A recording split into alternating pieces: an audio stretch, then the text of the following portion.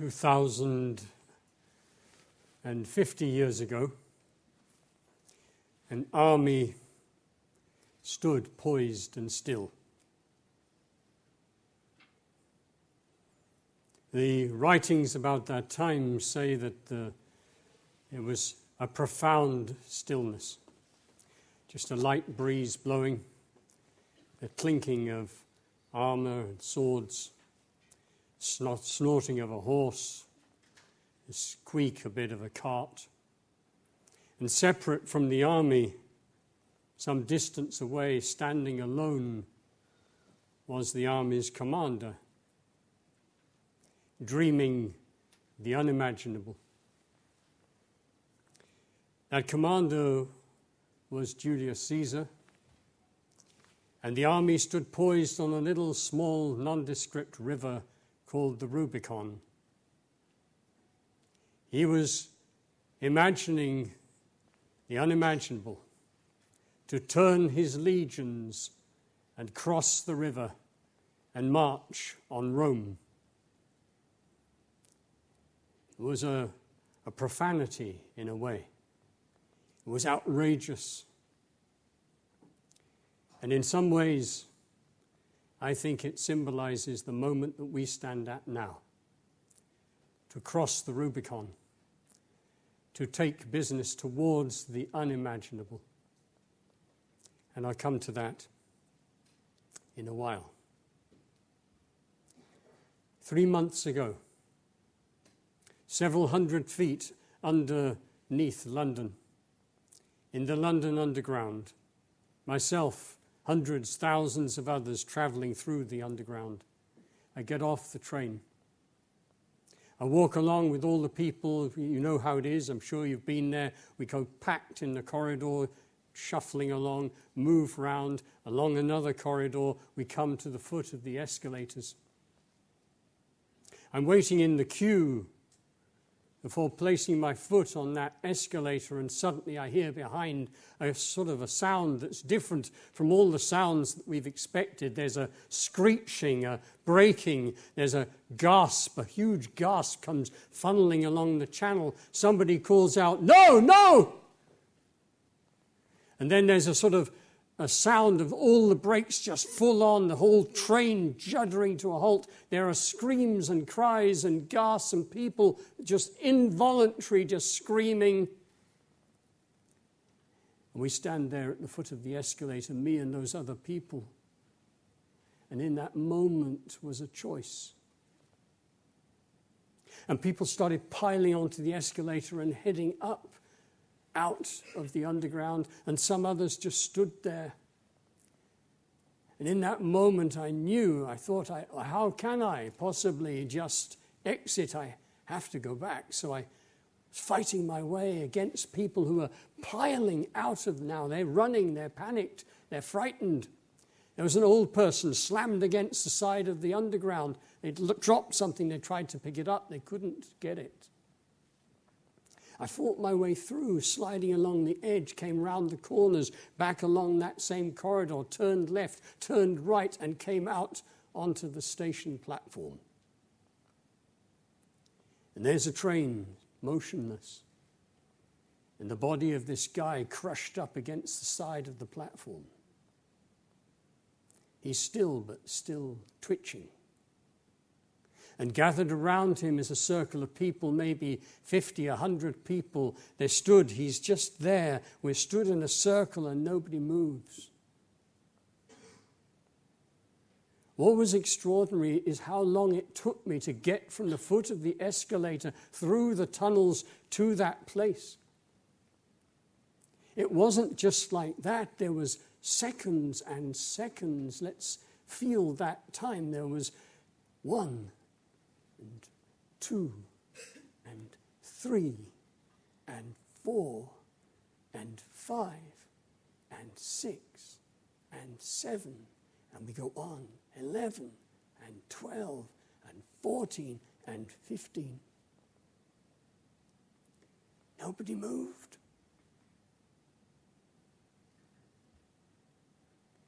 I ducked down, went down to the body, trying to remember my first aid. I checked breathing and I tilted his head back to clear the air passage. I tried, in my panic, trying to remember the different things that I'd been taught. I actually forgot to move down the body, checking the bones. But I'm whispering to the guy, I'm whispering to him, it's okay. I'll be with you. I'll hold you. It's okay. I didn't know whether he was conscious or not. I knew he was still breathing. Suddenly I realized this circle of people is still stood still. And this was not just Brits, it's London, okay? So it's all kinds of nationalities. We're all still. Somebody sound the alarm quickly, please. Carry on working. It's okay, it's okay. Another 5, 10 seconds. Still motionless. Would somebody please call the alarm? Get help. And the third time, I won't say what I said, but I screamed it. And the guy answered me saying, we've done it. They're coming. You know, I have reflected on that time. And it feels to me that this is a parable of our times now. We are business people. We hold within our ranks some of the brightest and best people that are there, available. We hunt them, don't we? And we call them into our organizations. Some of the most extraordinary people are in business, but the most extraordinary thing for me is not that they are bright or clever or all the rest of it, but they are people who are focused on making stuff happen. And here we go about our work. But what is happening in this wider context of our society and our earth? I guess we know because it's everywhere. We know, for instance, that the IPCC came out just a short while ago saying it is a road to nowhere. There is a huge collision that is going to take place. We know many of you are involved and work with member parts of WWF who are there with your organizations, who have that information. The information is all there.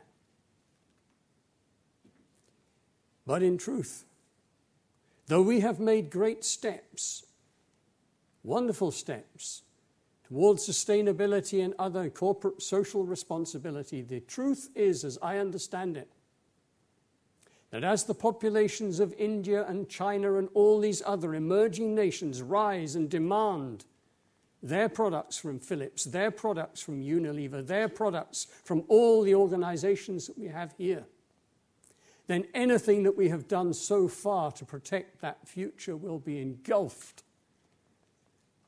in a storm of buying and wanting and needing, and that is located to the purpose of our organizations to sell more. Now the thing is, are we responsible? What is leadership within this? Well, how does it look like? Is this something that should concern us? If I was to ask you, if we were to be asked, if somebody was to ask me, what is the purpose of a human life? I'm sure we get a lot of thinking and give me a bit of time. If we asked the Kogi Indians of Colombia, they would look at us like we were simple, that we were, somehow missed on the first 10 years of education. Their answer is simple from every single one of them: to care for all living things. If we were to ask the Native Americans who mentored me over a 20-year period, what is the purpose of a human life?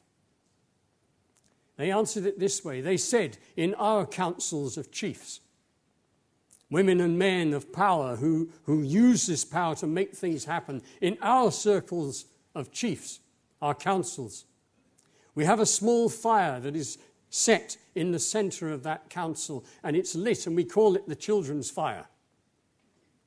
And it's there to remind the chiefs, the leaders, of the first law. No action, no decision, nothing of any kind will be permitted that will harm the children 7 generations to come. they challenged me to speak to business audiences about this. They said there is no power on this earth greater than that which we now know of all these brands, the corporations, the organizations that have the capacity to make things happen. Can you imagine, Mac, what would happen if the leaders and boards of these organizations said, no product, no service, nothing in any way that, and the manner in which our business does business will be allowed to harm the children 7 generations to come? Can you imagine the impact on our society? Because it is not currently true.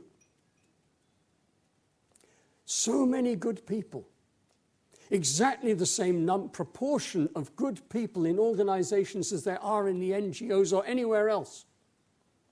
Startling, amazing people. What is our responsibility?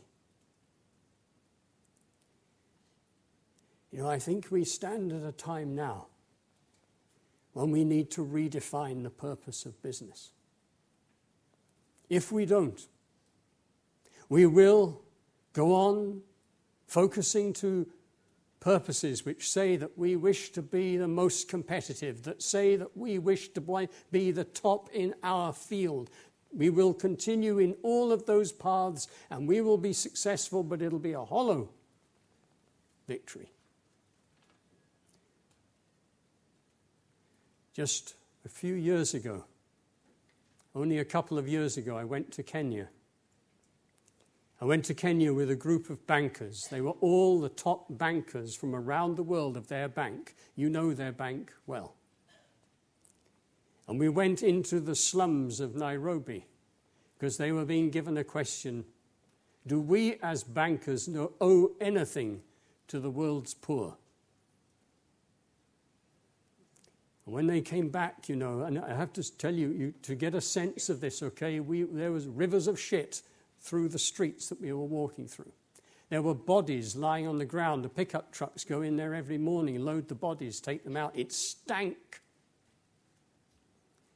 Thousands and thousands and thousands and thousands of people, an endless sea of misery. Do we as bankers? But it's not just bankers, because we're very fond, aren't we, of creating those that are the good people and the bad people. It's not just business people, of course, it's everybody, all of us. Who are the children? Is it just my children? Is it just your children?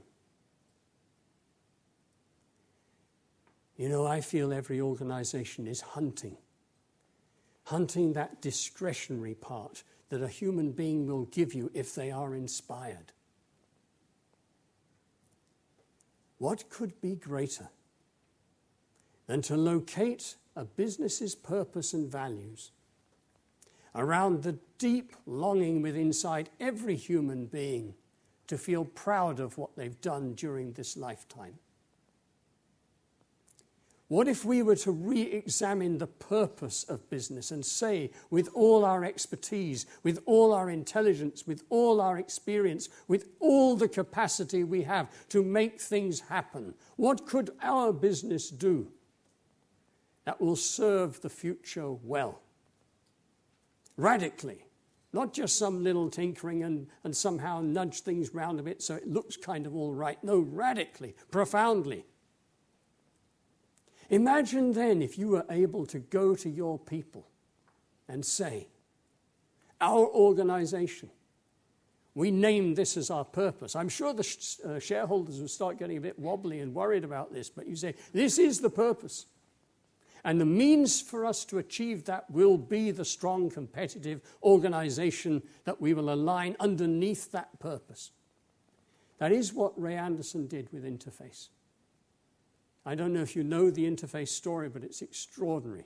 This man who was an absolute, through the core of him, an industrialist, who happened to read Paul Hawkins' book, The Ecology of Commerce, and had an epiphany. And then stood there and said, our company will have zero negative impact on the earth. Zero negative impact on the earth. and ultimately we will dream that it will have positive impacts. If you go to Interface now and ask those people, what does your company do? They will not say carpet tiles. They will say we are here at the vanguard of something which is about reinventing business as a power for transformation, positive transformation in the world. And I don't think they have to motivate their people to work hard. They are so proud. They feel so good that that is what their business is truly about. Now, the fact is that in a very few short moments now, I will have finished speaking. And perhaps one or two of you, some of you maybe, will have felt touched, will have glimpsed perhaps a possibility. But the greatest challenge that you will face, that I face every day, is that then we walk out of the door and the world is normal and everything's normal and everything reassures us that we have to do nothing much really, and it was just a talk anyway. But what is leadership? Well, I have worked at IMD Business School. I've been at INSEAD in Singapore. I've been at so many different business schools now. I honestly believe that I hear nothing, hardly anything taught in those places that is about leadership.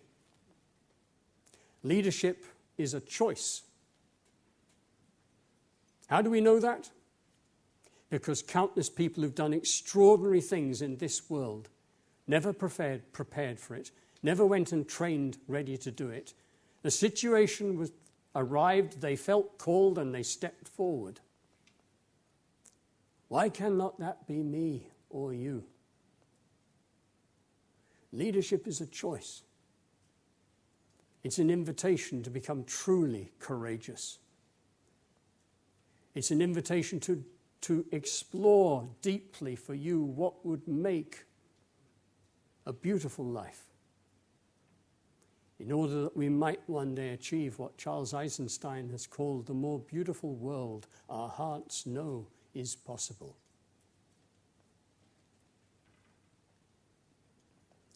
So I'll finish now just to say this.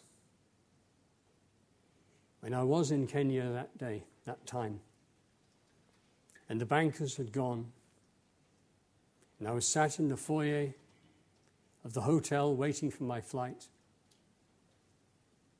this woman came walking across, and I spotted her, and I thought, I've got just a few seconds to try to interrupt her as she passes me by. I would love to have a conversation with that woman. And I can't remember what I did, but I successfully stopped her in her tracks, and she stopped. And we had a coffee, and now I married her. And the first time I met her boy, who was just 16 now, I met him, we spoke a few words, and I left. And his mum turned round to him and said, Kevo, what did you think of Mac? How would it be if I saw more of him? And he took off his school tie and he pulled it inside out, and inside he'd written Kevo Mac Macartney. He hadn't had a dad since he was 2. You see, we are, first of all, mothers and fathers, sons and daughters, brothers and sisters. It would be well that we didn't forget that.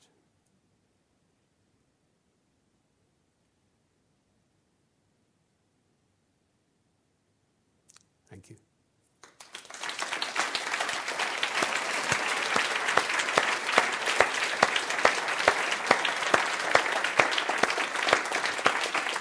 Inspiring talk. My question is, how do you fight the dictatorship of the shareholder? You hinted at that. I'm with P&G, and our former shareholder tried to reorient the company towards the purpose, and he got mauled by Wall Street. So I'm just curious if you have any tips for that. Well, I think, first of all, we have to do it together. Imagine the potential. We talk about potential. Imagine the potential in this room. You see, it's a new story we need.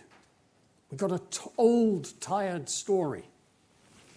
It's basically about wealth accumulation. It's a tired story because actually our souls call out for something more than that. We have to come together. We have to start writing, speaking, risking stuff. You should check your mortgage, your lending.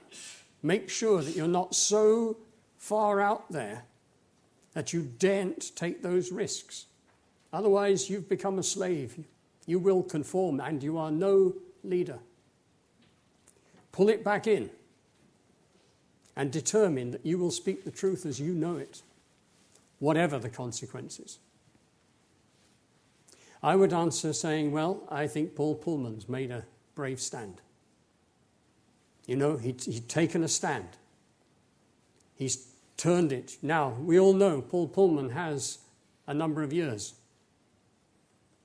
Will he stay long enough? Will he be able to be in that term long enough to pull it off? I don't know. I do know that at the top of every organization, large organizations, probably any organization, there will be some who are maneuvering and shifting around ready in case he should fail. That's not leadership. Shareholders are also, mothers and fathers, shareholders also are, we have to find the way of having the conversations. Somebody mentioned courageous conversations. I first heard that phrase from David White, a poet who speaks to many business audiences. He used to be the chef in a restaurant I once ran. Courageous conversations are courageous conversations. We have to build a firestorm and start really moving it, because it would be so exciting if for no other reason. So exciting. Because who else is going to do it, by the way? The governments? The NGOs?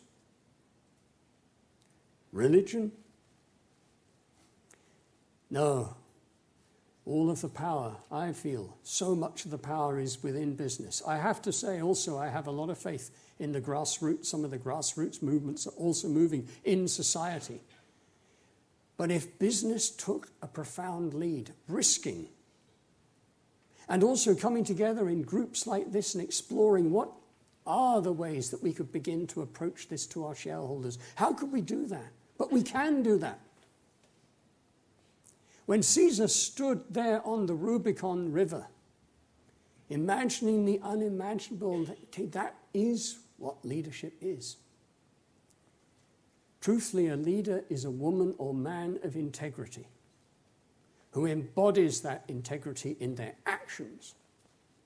A leader is someone who is brave enough to act on what they know to be true, which makes them quite a rare commodity, because most of us compromise our way. I don't exclude myself from this, by the way. I feel it's a daily, hourly, minute-by-minute challenge.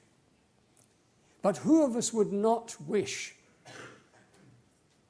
to be talked of as a woman or man of integrity, of profound integrity? Not a woman or man who'd sold all our greatest gifts to stuff some money in some shareholder's pocket. It's not that being wealthy is anything wrong with that. I have to say, this embercombe, it was one client of mine who we worked with for 5 years who gave me this brief. He said, Mac, our company is set to deliver a huge commercial success. We have a set of core values that are deeply precious to us. On the day that we realize the wealth of this company, we want to be able to put our hands on our hearts and say we did this without compromising our values. 5 years later, he sold the company to Warren Buffett. He then came to me, loaded with money, together with the other founder. They said, we're confused. We're now wealthy beyond our imagining, and yet somehow it doesn't feel like we always imagined it would. To be honest, we'd already had an aeroplane or two each, a yacht and all the rest of it, even before we started. What makes a fulfilling life, he said. What makes a life of which I could be proud? So I told him about my work with those Native Americans. We went off on a sort of 1 week vision quest journey. And when they came back, They called me in the office, said, Mac, what is your dream? And I described this little valley where we would try and learn again how to be human and try and inspire people to take their gifts and bring them to the world generously to the children's fire. And he pulled out his checkbook and he just wrote me a check that bought 50 acres of Devon and has just given us the chance to make that true. Said, well, now you can live your dream. Native American elders say, you take one step towards life, she will take 10 towards you.